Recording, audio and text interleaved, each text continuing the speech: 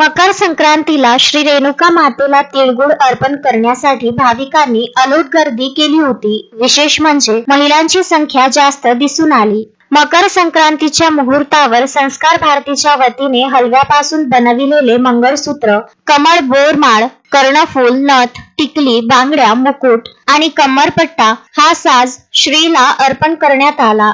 आजचे मातेचे पूजन विनायक फांदाळे, चंद्रकांत भोपी, संजय कान्हव, अरविंद देव यांनी केले. मकर संक्रांतीच्या दिवशी सूर्याचे भ्रमण मकर राशीत होते.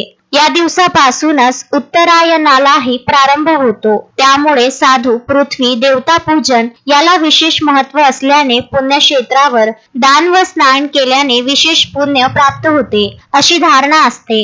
आयुर्वेदानुसार गुळ आणि तीळ हे उष्ण असल्याने त्याचे मिश्रण करून सेवन केल्यास उत्तम आरोग्य प्राप्त होते. शिवाय हे मिश्रण त्रिदोष नाशक असल्याने शरीरातील वात, पित्त व कफ नाहीसे होतात.